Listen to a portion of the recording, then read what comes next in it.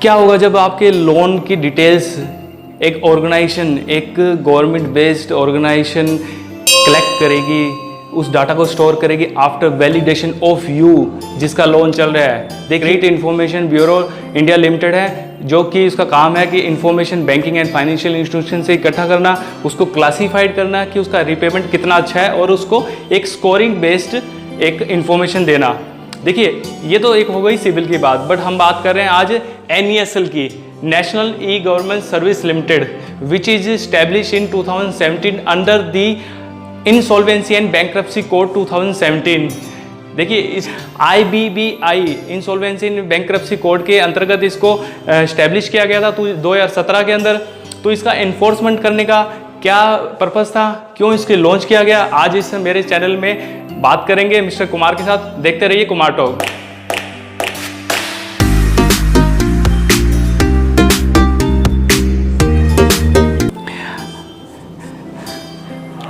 यहाँ पर economic reform हुआ था 1991 में। आप सब ये जानते होंगे कि जो VP नरसिंहा राव की जो सरकार थी, इसमें मनमोहन सिंह जी जो फाइनेंस मिनिस्टर थे, उन्होंने यहाँ पर इंडिया इकोनॉमिक के अंदर बड़ा एक रिफॉर्म का काम किया। उन्होंने एक LPG पॉलिसी लॉन्च की, जिसका मतलब है लिबरलाइजेशन, प्राइवेटाइजेशन एंड ग्लोबलाइजेशन। देखिए LPG पॉलिसी को लाने का क्या मतलब था, यहाँ पर इकोनॉमिक रिफॉर्म का मतलब यही था कि भी जो इंडियन इकोनॉमिक में है, इंडियन मार्केट के अंदर बिजनेस को, व्यापार को बहुत अच्छा बढ़ावा देने के लिए, वर्ल्ड ट्रेड में इसका एक स्केल अप करने के लिए।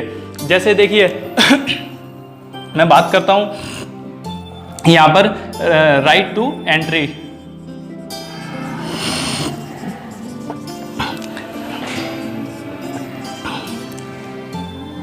यदि मैं 1991 से पहले की बात करूं तो यहाँ पर राइट टू एंट्री का बिजनेस को बढ़ावा देने के लिए यहाँ पर प्राइवेटाइजेशन नहीं था।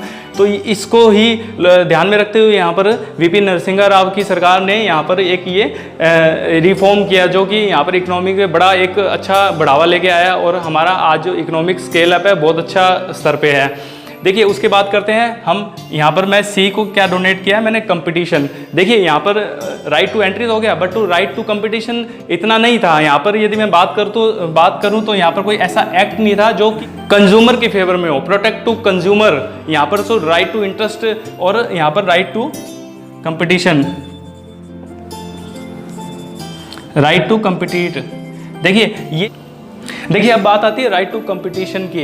यहाँ पर मार्केट में व्यापार तो हमारा राइट टू एंट्री तो मिलेगी है, बट उसको कंपीट करने के लिए प्रोडक्ट टू कंज्यूमर इंटरेस्ट, इसके लिए यहाँ पर एक बिल पास किया गया था 2002 में।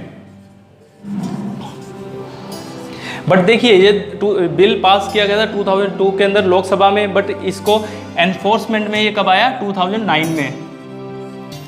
2009 में ये एनफोर्समेंट में आया। बट देखिए यहाँ पर राइट टू एंट्री हो गया, राइट टू कंपटीशन हो गया, बट टू यहाँ पर एग्जिट का यदि मैं बात करूँ इंटरेस्ट की, यदि कोई कंपनी या कोई भी ऑर्गेनाइजेशन जो इंसॉल्वेंट होती है, यदि उसकी कैपेबल नहीं है, कैपेसिटी नहीं है लोन रीपे करने की, या फिर जो क्रेडिटर के जो इंटरेस्ट के कंप्लीट करने के लिए, तो इसमें इनको सेव पॉइंट रखने के लिए यहाँ पर ऐसा कोई प्रोटेक्शन, कोई कोड नहीं था, कोई ऐसा ऑर्गेनाइजेशन नहीं थी। तो उसको यहाँ पर गवर्नमेंट ने इंट्रोड्यूस किया IBIBI, जिसे मैं बोल सकता हूँ राइट टू एग्जिट।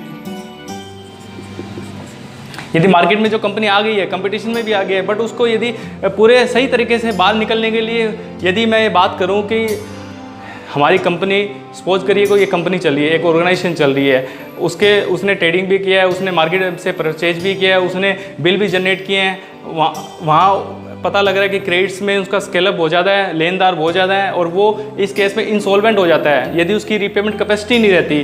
तो देखिए वहाँ पर ये जो कोड है वो उसको सेव करेगा, right to protect to interest of creditors. इसे 2016 में लॉन्च किया गया था। अब देखिए सबसे पहले हम ये समझ लेते हैं कि इंसॉल्वेंसी और बैंक्रप्सी है क्या।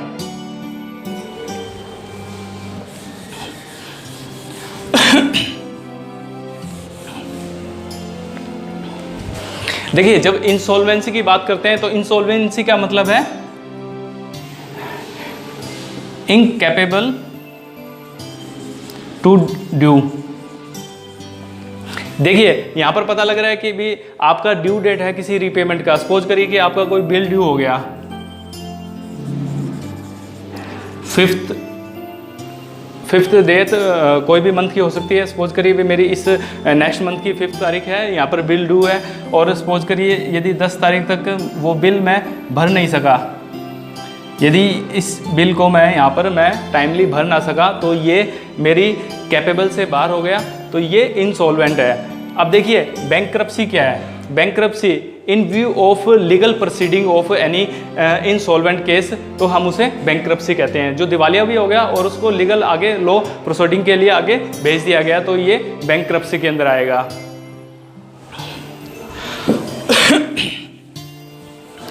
देखिए NESL कैसे हेल्प करता है। It will helps to reduce the timelines of legal proceeding and claims in case of default. यदि कोई लोन डिफ़ॉल्ट तो करता है, तो उस केस के अंदर जो लीगल प्रोसीडिंग है वो बड़ी फास्ट वे से होगी, रियल टाइम बेसिस पे, और इसको विथिन 6 मंथ के अंदर निपटा लिया जाएगा। तो देखिए मैं इसको एक समझाने के लिए आपको बताता हूँ। जैसे NESL है,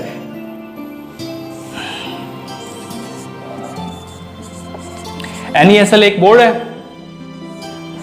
देखिए ये information banking and financial institution के साथ इनका टाई अप है। बैंक से ये सभी बैंकिंग जो लोन्स हैं उनकी डिटेल्स, डेप्थ की इंफॉर्मेशन ये कलेक्ट करेंगे, ये स्टोर करेंगे डाटा। बट उस स्टोर को वैलिडेशन कब होगा? जब ये इंफॉर्मेशन का एक मेल जाएगा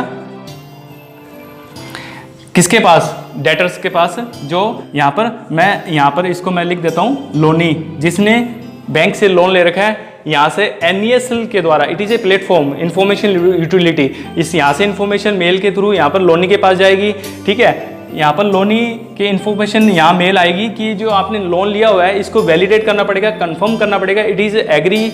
यदि आपका ये लोन इन्फॉर्मेशन ये करेक्ट है तो इसको आपको एग्री करना है। यदि आप ये इन्फॉर्मेशन आपका रॉन्ग है, गलत है, तो आप उसको डिसएग्री करके इसको कैंसिल कर सकते हैं। तो देखिए यहाँ पर आपका ये लोन है, यहाँ पर लोनी के पास जाएगा। यहाँ पर NESL की वेब पोर्टल साइट में लॉगिन किया, वहाँ पर अपने आप को रजिस्टर करके कस्टमर जो पर्टिकुलर जिसका लोन अकाउंट है उसी की इन्फॉर्मेशन जाएगी।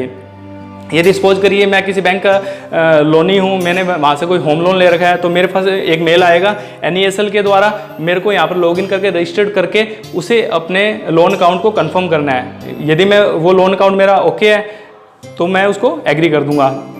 उसके बाद ये जो इन्फॉर्मेशन है ये वापस जाएगा NESL के पास। अब ये फाइनली वैलिडेट हो जाएगा।